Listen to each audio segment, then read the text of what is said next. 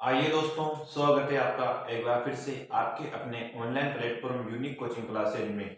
और अगली वीडियो में हमने चर्चा की थी शिवाजी महाराज के प्रारंभिक जीवन के ऊपर, उनकी प्रारंभिक विजयों के ऊपर, किस प्रकार उन्होंने आदिल शाह का अंत किया, किस प्रकार उन्होंने मिर्जा राजा जयसिंह और शिवाजी की संधि हुई थी, जिस संधि को इतिहास में पुरंदर की संधि के नाम से जाना जाता है। उस संधि तक हमने चर्चा कर ली थी और हमने जाना था कि शिवाजी एवं शिवाजी के पुत्र संभाजी को औरंगजेब के द्वारा आगरा के जयपुरी महलों में बंदी बना लिया जाता है, जिनकी रक्षा का कर्तव्य मिर्जा राजा जयसिंह के पुत्र राम सिंह को सौंपा गया था।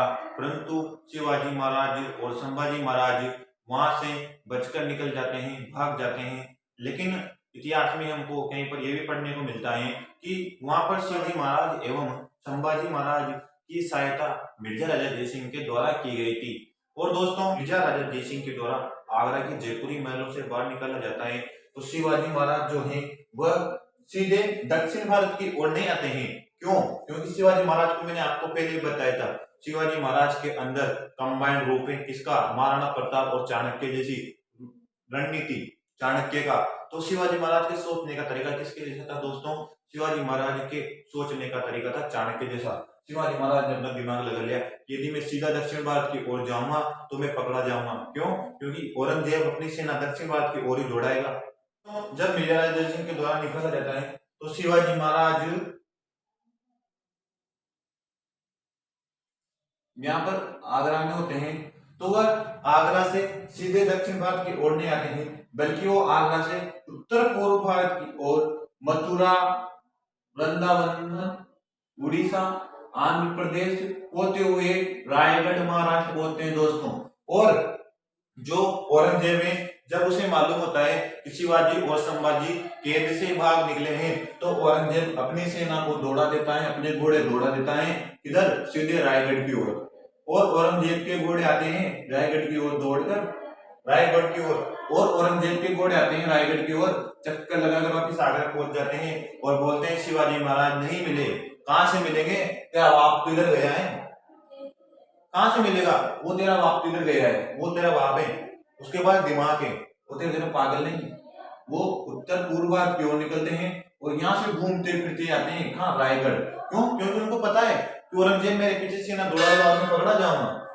क्योंकि उनको पता है कि मैं इस रास्ते से जाऊंगा तो औरंगजेब मेरे पीछे सेना दौड़ाएगा और मैं पकड़ा जाऊंगा। तो शिवाजी यहाँ पर आते हैं। और दोस्तों, यहाँ पर शिवाजी की बुद्धिमत्ता का एक बहुत ही महत्वपूर्ण तथ्य अपने सामने आता है। जब शिवाजी रायगढ़ पहुंचते हैं दोस्तों, तो उनको मालूम है कि मेरे पास अभी शक्ति बहुत कमजोर है। मैंने अपने 35 में से 23 दुर्ग औरंगजेब को सौंप दिए हैं, मेरी सेना बहुत कमजोर हो चुकी है। और शिवाजी इसी कमजोरी को पूर्ण करने के लिए, पूर्ण से वापिस वापिस पुनः अपनी शक्ति को बढ़ाने के लिए औरंगजेब को एक पत्र लिखते हैं कि बादशाह जी, मैं रायगढ़ आ गया हूँ, मैं अपनी जान बचाने के लिए वहां से आ चुका हूँ, मैं अपने शरीर अस्वस्थ होने के कारण वहां से भाग कर निकला हूँ, अपनी जान बचाने के लिए रायगढ़ आ चुका हूँ, लेकिन मैं आपसे की हुई संधि को पूर्ण रूप से मानता हूँ। और जब कभी भी आपको दक्षिण भारत में किसी भी अभियान की तहत में आवश्यकता होगी तो मैं आपकी पूर्ण रूप से सहायता करूंगा और मैं मेरे द्वारा की गई पुरंदर की संधि को मानता हूं। तो दोस्तों, जब शिवाजी महाराज औरंगजेब को एक पत्र लिखते हैं तो औरंगजेब इस पत्र को पूर्ण रूप से वो स्वीकार कर लेता है, क्योंकि औरंगजेब के पास दूसरा कोई रास्ता ही नहीं है। उसने अपने पूरे तरीके तोड़ के तो आजमा कर देख लिए। उसने शिवाजी के विरुद्ध शाइस्ता खान को भेज दिया, वो भी असफल रहा। मिर्जा राजा जयसिंह को भेज दिया, उसने संधि कर ली, मारने के लिए शिवाजी को बंदी बना लिया। लेकिन शिवाजी अपनी बुद्धिमत्ता एवं चतुरता के चलते वहां से भी निकल आए और अब शिवाजी खुद उससे औरंगजेब से संधि करना चाहते हैं। क्यों? क्योंकि शिवाजी अभी अपनी शक्ति को पुनः एकत्रित करेंगे। इस जो उनको गैप मिलेगा, इस गैप में वह अपनी शक्ति को पुनः एकत्रित करेंगे। और औरंगजेब इस पत्र को मान लेता है और शिवाजी को राजा की उपाधि प्रदान करता है। दोस्तों, महत्वपूर्ण है, शिवाजी को राज्य की उपाधि किसने प्रदान की? शिवाजी को राज्य की उपाधि औरंगजेब के द्वारा प्रदान की गई दोस्तों। और शिवाजी के पुत्र संभाजी को औरंगजेब 5000 का मनसब, दान प्रदान करता है। मनसब 5000 का मनसब औरंगजेब किसे प्रदान करता है? संभाजी को, न कि शिवाजी को। बहुत सी जगह आपको शिवाजी मिलेगा लेकिन शिवाजी नहीं दोस्तों, 5000 का मनसबदार प्रदान किया गया है किसे? संभाजी को। ठीक है। और औरंगजेब संभाजी को द्रार की जागीर भी सौंपता है। और शिवाजी को जब पता चल चुका है कि औरंगजेब पूर्ण रूप से शांत है, वह अपनी ओर कोई गतिविधि नहीं करेगा, तब शिवाजी लग जाते हैं अपनी पुनः शक्तियों में वृद्धि करने और शिवाजी सन 1670 ईस्वी में 4 फरवरी 1670 ईस्वी में शिवाजी कोंडाणा के दुर्ग पर आक्रमण करते हैं दोस्तों। और कोंडाणा का दुर्ग दोस्तों अति दुर्गम दुर्ग माना जाता है। कोंडाणा का दुर्ग इस प्रकार है दोस्तों, मैं इमेज बनाता हूं।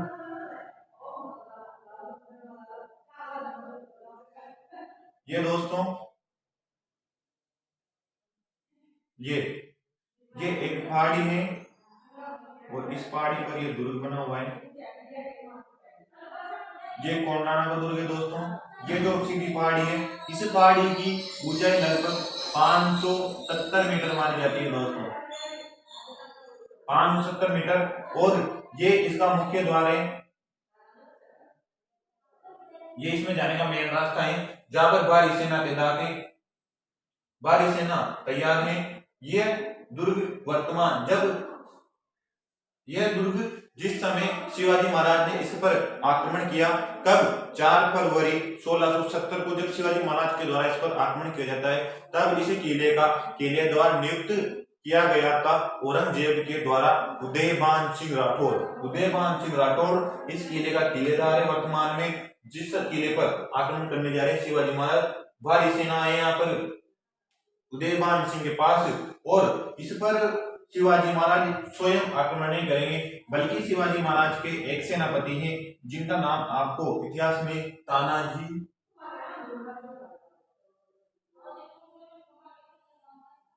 मालुसरे के नाम से मिलेगा दोस्तों।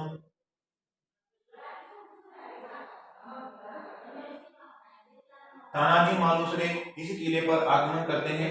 पिछले वाले हिस्से से करते हैं दोस्तों, पिछले वाले हिस्से से कोंडाणा दुर्ग पर शिवाजी महाराज के द्वारा विजय प्राप्त कर ली जाती है, लेकिन यहाँ पर शिवाजी महाराज स्वयं रूप से नहीं जाते हैं। यहाँ पर शिवाजी की सेना का नेतृत्व करते हैं तानाजी मालुसरे दोस्तों, और औरंगजेब की सेना का नेतृत्व कर रहा है उदयभान सिंह राठौड़, जो आ रहे हैं कोंडाणा दुर्ग का, और पराजित हो जाता है तानाजी मालुसरे से। तानाजी मालुसरे एक बहादुर सेनापति एवं पूर्ण योद्धा माने जाते हैं दोस्तों, और तानाजी मालुसरे पराजित कर देते हैं किसको? उदयभान सिंह राठौड़ को, और अधिकार कर लेते हैं कोंडाणा दुर्ग पर। शिवाजी महाराज ने अधिकार कर लिया है यहाँ पर कोंडाणा दुर्ग पर।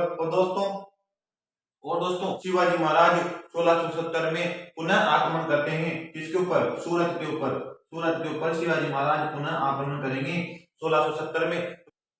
शिवाजी महाराज ने सूरत पर प्रथम आक्रमण कब किया? इसका आंसर आपको कमेंट बॉक्स में डालना है दोस्तों। शिवाजी महाराज ने सूरत पर दूसरा आक्रमण 1670 ईस्वी में किया दोस्तों। ये वही सूरत है जिसकी वजह से शिवाजी और औरंगजेब के मध्य अत्यधिक शत्रुता का कारण बना था। कौन? सूरत। वापिस शिवाजी ने सूरत पर आक्रमण किया है और वहां पर चौथगढ़ की मांग की दोस्तों। शिवाजी ने चौथगढ़ की मांग कहां पर की? शिवाजी ने चौथगढ़ की मांग सूरत में की। चौथगढ़ एक प्रकार का सैन्य कर माना जाता है जो कि शिवाजी के द्वारा वसूला जाता था दोस्तों। चौथगढ़ अपनी वार्षिक आय का 3/4 हिस्सा माना जाता है। और दोस्तों शिवाजी ने यहाँ पर धीरे धीरे अपनी शक्ति में पुनः वृद्धि कर ली है और अपने खोए हुए किले वापस प्राप्त कर लिए हैं, और बल्कि अत्यधिक किले प्राप्त कर लिए हैं। दोस्तों आप एक प्रश्न का आंसर देना, जब शिवाजी की मृत्यु हुई थी तब शिवाजी के पास कुल कितने किले थे? इस प्रश्न का आप कमेंट बॉक्स में डालना आंसर। और दोस्तों आगे बढ़िए, समय आ गया है, राज तिलक की करो तैयारी, आ रहे हैं भगवादारी। समय आ गया है जून 1674 का दोस्तों। जून 1674 हमारे लिए महत्वपूर्ण है। क्यों? क्योंकि यहाँ पर हमारे शिवाजी महाराज बनेंगे छत्रपति। शिवाजी महाराज छत्रपति की उपाधि कब दान करेंगे? तो जून 1674 दोस्तों। क्यों? क्योंकि शिवाजी महाराज का राज्याभिषेक कब होगा? शिवाजी महाराज का राज्याभिषेक होगा जून 1674 में। शिवाजी महाराज का राज्याभिषेक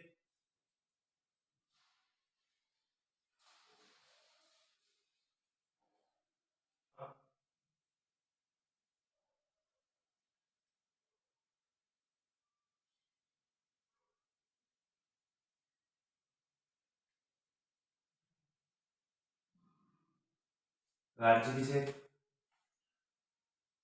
जून 1674 में हुआ दोस्तों। कहां पर हुआ? शिवाजी की राजधानी रायगढ़ में हुआ दोस्तों, जो कि रायगढ़ में हुआ दोस्तों, जो कि महाराष्ट्र में स्थित है दोस्तों।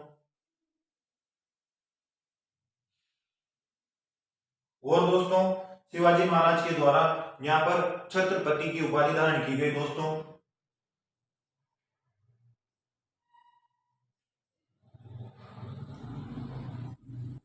और आपको कमेंट बॉक्स में कमेंट करना है कि मैंने आपको अगले वीडियो में शिवाजी महाराज की कौन सी 2 उपाधियां बताई थी।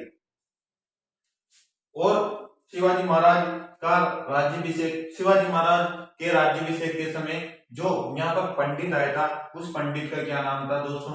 उस पंडित का नाम था, और वह पंडित का काशी का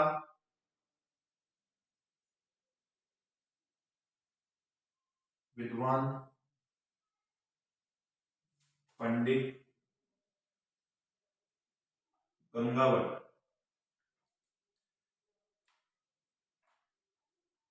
तो दोस्तों शिवाजी महाराज का राज्याभिषेक कब हुआ? शिवाजी महाराज का राज्याभिषेक 14 जून 1674 में हुआ। शिवाजी महाराज का राज्याभिषेक कहां पर हुआ?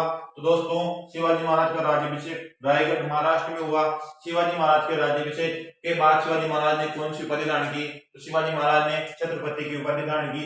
शिवाजी महाराज का राज्याभिषेक किसके द्वारा किया गया? तो दोस्तों शिवाजी महाराज का राज्याभिषेक गंगावत के द्वारा किया गया, जो कि काशी का एक विद्वान माना जाता है। और दोस्तों शिवाजी स्वयं को छत्रपति की उपाधि दान कर लेते हैं। शिवाजी पूर्ण रूप से दक्षिण भारत में अपना स्वतंत्र अस्तित्व स्थापित कर चुके हैं दोस्तों। और शिवाजी के द्वारा दोस्तों भारतीय तटीय सेना, भारतीय तटवर्ती सीमा पर, भारतीय तटीय सीमा, भारतीय नेवी, भारतीय जल सेना की भी स्थापना की गई थी दोस्तों। जल सेना का पितामह भारत में शिवाजी को माना जाता है दोस्तों। जल सेना अगर अस्तित्व में आई तो वह शिवाजी महाराज के काल में अस्तित्व में आई। इसी कारण शिवाजी महाराज को जल सेना का पितामह माना जाता है। और शिवाजी महाराज पूर्ण रूप से स्वतंत्र हो चुके हैं। शिवाजी महाराज ने छत्रपति की उपाधि धारण कर ली है। दक्षिण भारत में उनका स्वतंत्र अस्तित्व हो चुका है और धीरे धीरे उन्होंने कई किले जीत लिए। शिवाजी महाराज की मृत्यु के समय शिवाजी महाराज के पास कुल 240 किले थे दोस्तों, 240 किले। जबकि जब इन्होंने शासन करना शुरू किया तो इनके पास मात्र 4 किले थे, मात्र 4 किले इनके मात्र इनके पास 4 किले थे। और जब इनका अंत हुआ, जब इनकी मृत्यु हुई तो इनके पास 240 किले थे दोस्तों। शिवाजी महाराज के पास कुल 240 किले थे। तो दोस्तों शिवाजी महाराज की अंतिम विजय, शिवाजी महाराज की अंतिम विजय कर्नाटक, शिवाजी महाराज की अंतिम विजय कर्नाटक में स्थित जिंजी व वेलूर माने जाते हैं। जिंजी व वेलूर शिवाजी महाराज की अंतिम विजय मानी जाती है। और शिवाजी महाराज ने सन 1678 में जिंजी व वेलूर पर आक्रमण किया दोस्तों। और जब शिवाजी महाराज जिंजी व वेलूर पर आक्रमण करते हैं तो जिंजी व वेलूर को जीत लेते हैं और जिंजी को दक्षिण भारत की राजधानी नियुक्त करते हैं दोस्तों।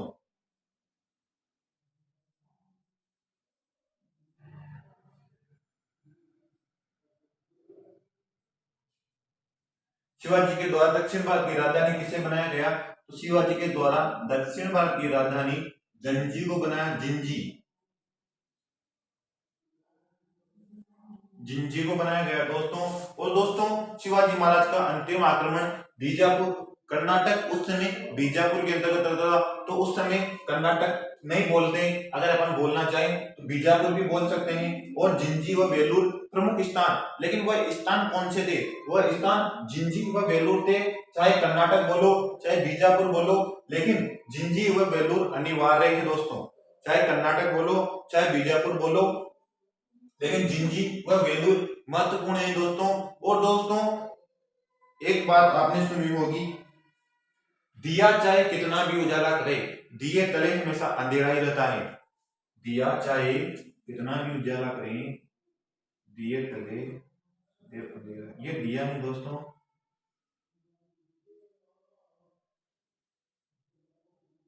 ये प्रकाश कर रहा है और ये इसके यहाँ पर अंधेरा ही है, अंधेरा है। दिया कौन है? दिया है शिवाजी।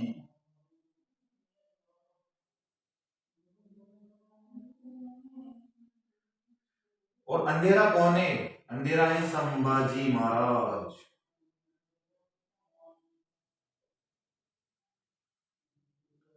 संभाजी महाराज, जब शिवाजी महाराज राजा थे, छत्रपति थे, जब ये शासक कर रहे थे तो शिवाजी जब शिवाजी शासक कर रहे थे तो संभाजी जो होते हैं वो थोड़े आउटलाइन चल जाते हैं, थोड़े बिगड़ जाते हैं, ये दुराचार करने लगते हैं। इनको लगता है कि मैं अब राजा का राजकुमार बन चुका हूं और ये दुराचार करने लगते हैं अपनी प्रजा के साथ में। और जब ये बात शिवाजी महाराज को पता चलती है तो शिवाजी महाराज को पता चलती है कि अपना पुत्र संभाजी प्रजा के साथ दुष्टाचार कर रहा है। तो दोस्तों शिवाजी महाराज संभाजी महाराज को बंद कर देते हैं। कौन सी जेल में? बहुत महत्वपूर्ण प्रश्न है। शिवाजी के द्वारा संभाजी महाराज को किस दुर्ग में बंद किया गया था? तो दोस्तों शिवाजी महाराज के द्वारा संभाजी महाराज को पन्हाना दुर्ग में बंद किया गया था। दोस्तों पन्हाना दुर्ग की जेल में बंद किया गया था। शिवसंग महाराज को शिवाजी के द्वारा पन्हाना दुर्ग में बंद कर दिया गया है। और दोस्तों शिवाजी महाराज संभाजी महाराज की चिंता में चिंतित रहा करते थे। और दोस्तों सन 1680 में 3 अप्रैल 1680 को अस्वस्थता के कारण शिवाजी महाराज की मृत्यु हो जाती है। दोस्तों 3 अप्रैल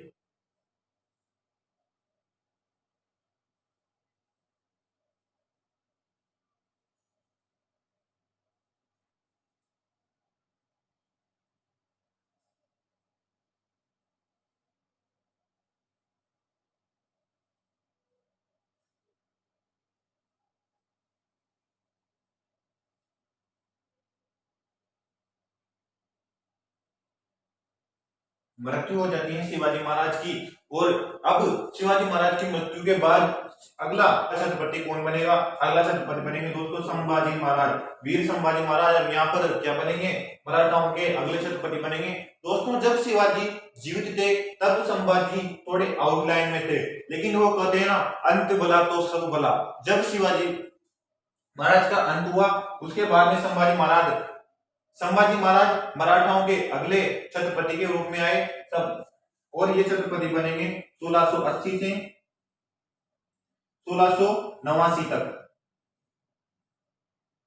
ये मात्र 9 साल ही औरंगजेब का सामना कर पाए। सन 1689 में युद्ध करते हुए दोस्तों औरंगजेब के द्वारा बंदी बना लिए जाते हैं। और जब संभाजी महाराज को यहाँ पर बंदी बनाया जाता है तो संभाजी महाराज का एक मित्र भी इनके साथ में बंदी बनता है। और दोस्तों उस मित्र का नाम है कवि कलश। कवि कलश को भी औरंगजेब के द्वारा बंदी बनाया जाता है, लेकिन कवि कलश को युद्ध स्थल में ही मार दिया जाता है औरंगजेब के द्वारा। क्यों? क्योंकि औरंगजेब सोचता है कि कवि कलश अपने कोई काम कर रही है, इसलिए इसको यहाँ काम खत्म करो। और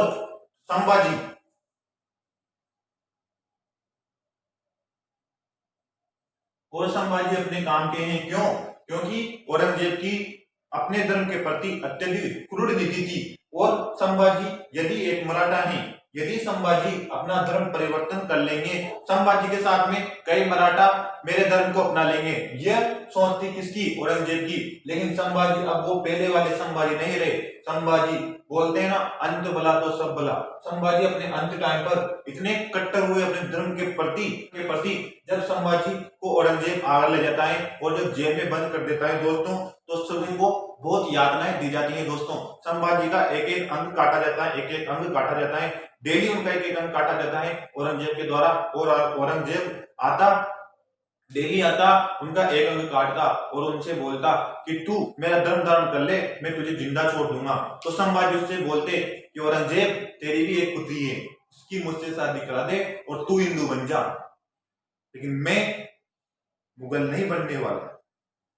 ये बात जब संभाजी औरंगजेब को बोलते तो औरंगजेब फिर उनका एक अंग काट देता और चला जाता। दोस्तों संभाजी की मृत्यु इस प्रकार दर्दनाक हुई कि संभाजी की मृत्यु के कारण मराठाओं में, दक्षिण भारत के मराठाओं के एक एक घर में एक एक क्रांतिकारी पैदा कर दिया दोस्तों। संभाजी की मृत्यु ने इस प्रकार क्रांति लाई कि दक्षिण भारत के एक एक मराठा के घर में एक एक क्रांतिकारी, एक एक सैनिक पैदा हो गया दोस्तों। और संभाजी की मृत्यु अत्यधिक दर्दनाक रूप से हुई दोस्तों। और आज की हमारी क्लास यहीं पर समाप्त होती है। कि आपको हमारी वीडियो अच्छी लगी हो तो वीडियो को लाइक कीजिए, और आप हमारे चैनल पर पहली बार आए हो चैनल को सब्सक्राइब कीजिए, और उसके साइड में जो बेल आइकन है उसे प्रेस कीजिए। यदि आप इस वीडियो का पीडीएफ चाहते हो तो जाइए हमारे वीडियो के डिस्क्रिप्शन बॉक्स में, जहां पर आपको इस वीडियो का टेलीग्राम लिंक मिलेगा, जहां पर आप इस वीडियो की पीडीएफ भी प्राप्त कर सकते हैं दोस्तों। जय हिंद, जय भारत।